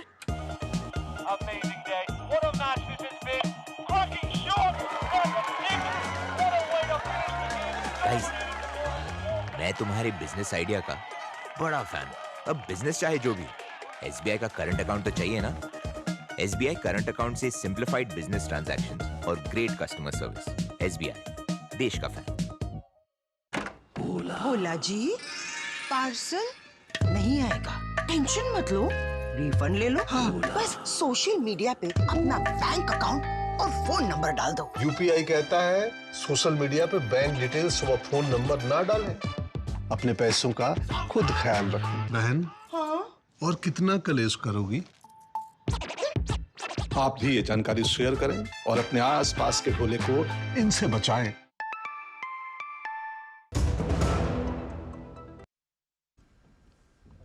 स्वागत है। ब्रेक के बाद डीडी न्यूज पर आप देख रहे हैं। इस वक्त अब बारी है एक और बड़ी खबर की, और ये बड़ी खबर जो है ये पश्चिम बंगाल से है। चिंताजनक खबर है। पश्चिम बंगाल विधानसभा में संदेशखाली हिंसा को लेकर बीजेपी ने जबरदस्त विरोध प्रदर्शन किया है, और कुछ देर पहले हमने आपको जो भाजपा नेता और केंद्रीय मंत्री स्मृति ईरानी है उनकी प्रतिक्रिया भी सुनवाई थी। स्पीकर ने नेता प्रतिपक्ष शुभेंदु अधिकारी सहित 6 बीजेपी एमएलए को सस्पेंड कर दिया है पश्चिम बंगाल की विधानसभा से। पश्चिम बंगाल के उत्तर 24 परगना के संदेशखाली में स्थानीय टीएमसी नेताओं की प्रायोजित हिंसा के विरोध में महिलाएं वहां पर विरोध प्रदर्शन कर रही हैं। जो मुद्दा स्मृति ईरानी उठा रही थी अपने प्रेस कॉन्फ्रेंस में, स्थानीय महिलाएं टीएमसी नेता शाहजहां शेख और उसके सहयोगी की गिरफ्तारी की मांग कर रही हैं। और आप याद कीजिए, राशन घोटाले में ईडी की कार्रवाई के विरुद्ध शाहजहां शेख के समर्थकों ने जबरदस्त हिंसा की थी और ईडी के अधिकारियों की पिटाई कर दी थी, हमला कर दिया था। प्रदर्शनकारी महिलाओं का वहां पर आरोप है कि शाहजहां शेख और उसके गुंडे के बढ़ते अत्याचार से महिलाएं बहुत पीड़ित हैं। उसकी गिरफ्तारी से लोगों को न्याय मिलेगा। तो बीजेपी का आरोप है कि टीएमसी के गुंडे स्थानीय लोगों के मानवाधिकार पर प्रहार कर रहे हैं।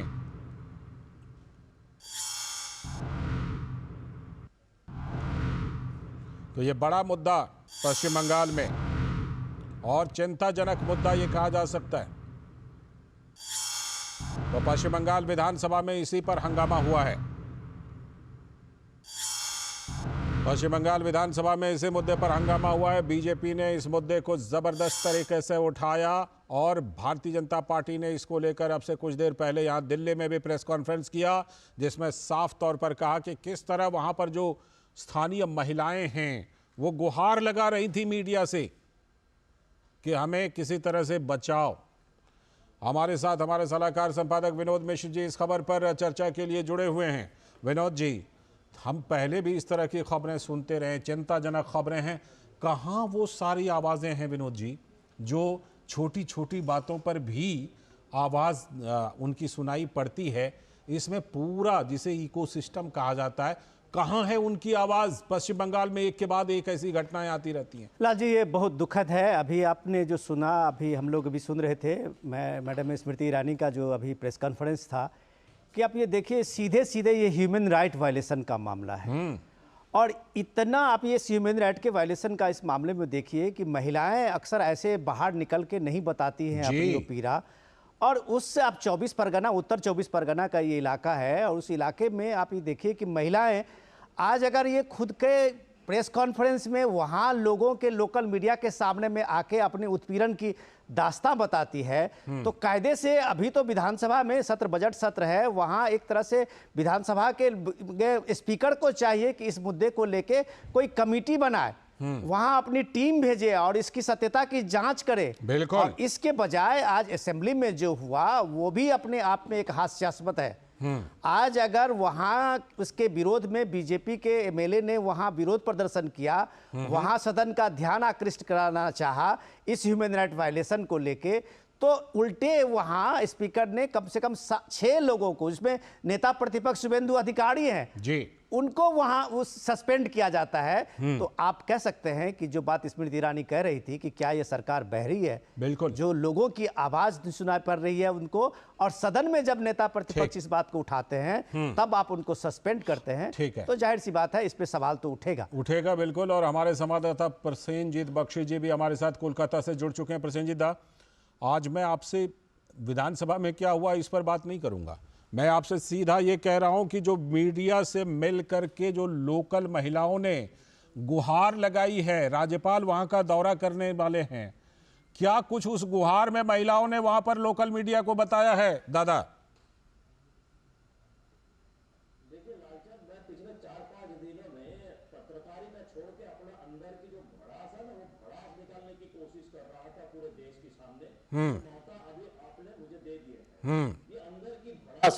वो कोई प्रेस कॉन्फ्रेंस नहीं है कि सोचे समझे बैठ के एकदम पेपर में लिख कर महिलाओं ने ये आरोप लगाया लोगों के सामने, ऐसा नहीं है।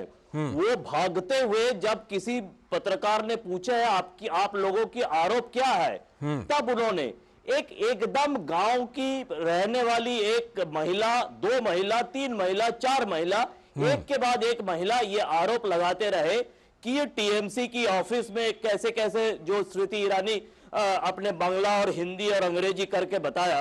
इस बात को मैं पिछले 4-5 दिनों से कहने की कोशिश कर रहा हूं कि ये अंदर से लोगों की जो आक्रोश है, अंदर से लोगों की जो भावनाएं है वो निकाल कर आया था। ये कोई प्रेस कॉन्फ्रेंस नहीं है। जैसे रास्ता में जाते जाते हम वॉक्स पॉप लेते हैं, वॉक्स पॉपुली लोगों की ओपिनियन लेते हैं, अचानक किसी को खड़ा करके पूछते हैं कि मोदी कैसा है, मोदी अच्छा है या गलत है। इसी तरह से जब पत्रकार पूछे थे तो तब उन्होंने इस तरह की अपने अंदर की जो कहानी है वो बता दिए थे। तो क्या ये सोची समझी है? क्या ये सोची समझी है? क्या ये ममता बनर्जी को उनका जो गरिमा है वो गरिमा को कलंकित करने के लिए है? ये वो नहीं है, ये सच्चाई है, जो सच्चाई को पूरे देश जानना चाहिए और समझना चाहिए कि क्या हो रहा है बंगाल में। बिल्कुल। और ये जिस तरह से ये पूरा मामला सामने आया, राज्यपाल भी दौरा करने वाले हैं जैसा हमने बताया, और इसको लेकर बीजेपी जबरदस्त हमलावर है। क्या टीएमसी की कोई प्रतिक्रिया अभी तक आई है, या फिर यही लग रहा है कि शेख शाहजहां, उनकी टीम और वहां की टीएमसी वहां एक अलग सरकार चला रही है उस इलाके में, क्या मनमानी करके? पहली बात तो ये बता दूं कि राज्यपाल जब पहुंचे संदेशखाली के इलाका में, वहां पे सैकड़ों महिला ने अपने मुंह के ऊपर अपना साड़ी से पट्टी बांधकर राज्यपाल से अपना जो अंदर की बात है वो कह रही थी। मतलब यह है कि वो महिलाएं जो है वो अपना पहचान छिपाने की कोशिश कर रही थी। इसका मतलब यह है कि क्या आने वाले दिनों में हो सकता है या कैसे पिछले दिनों में होता था, ये अपना परिचय छुपाकर ये हमारे सामने साबित कर दिया कि ये सीधी तरह से अगर इनका परिचय सामने आ जाए तो उनके ऊपर क्या हो सकता है, क्या उनको सामना करना पड़ेगा। पहली बात तो ये। दूसरी बात है कि तृणमूल कांग्रेस की तरफ से यह बताया जा रहा है कि हमने तो लक्ष्मी भंडार बोल के उनको 1000-1200 रुपया महीना में दे देते हैं। इनका हिम्मत कैसे हुआ कि इस तरह से हमारी नेताओं के ऊपर आरोप लगाना। इज्जत खरीदेंगे तृणमूल कांग्रेस पैसा देकर के, वो कह रहे हैं इज्जत खरीदेंगे। पश्चिम बंगाल की मुख्यमंत्री महिला मुख्यमंत्री हैं। बिल्कुल बिल्कुल, निश्चित तौर पर यह शर्म का सबब होना चाहिए। बहुत बहुत शुक्रिया दादा जुड़ने के लिए आपका। और विनोद जी आपका भी, लेकिन फिलहाल आप हमारे साथ बने रहिएगा क्योंकि आपसे हम एक और खबर पर चर्चा करने वाले हैं। फिलहाल वक्त है एक ब्रेक का।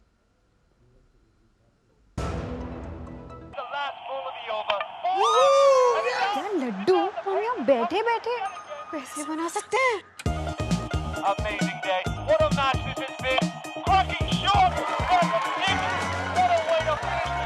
गाइस, मैं तुम्हारे बिजनेस आइडिया का बड़ा फैन हूं। अब बिजनेस चाहे जो भी, एसबीआई का करंट अकाउंट तो चाहिए ना। एसबीआई करंट अकाउंट से सिंप्लीफाइड बिजनेस ट्रांजैक्शंस और ग्रेट कस्टमर सर्विस। एसबीआई, देश का फैन।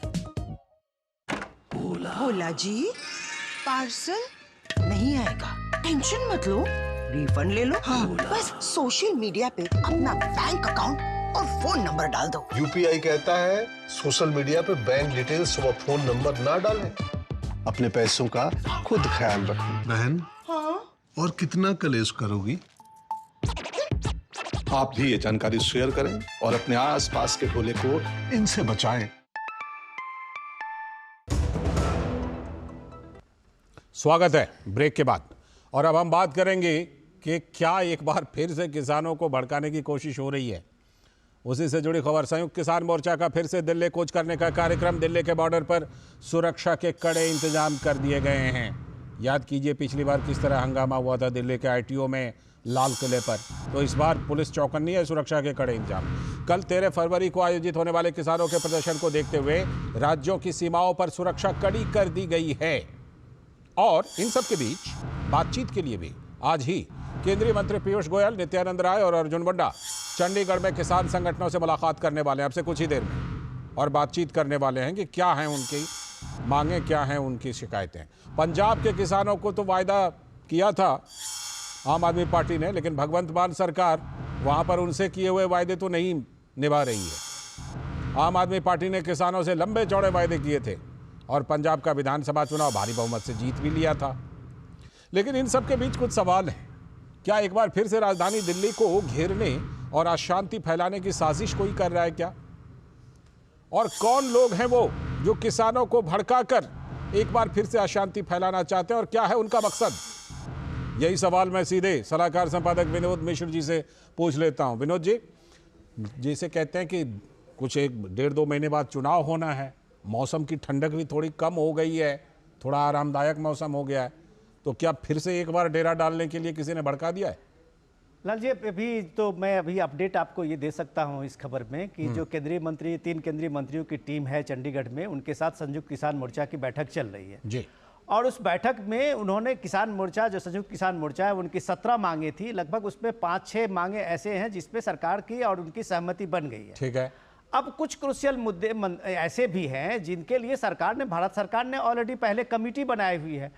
उस कमेटी में जैसे एमएसपी को लेके है, तो इसमें भारत सरकार की कमेटी बनी हुई है। उस कमेटी में कई जो एक्सपर्ट के साथ साथ कई किसान नेता भी हैं, उनकी बैठकें हो रही है।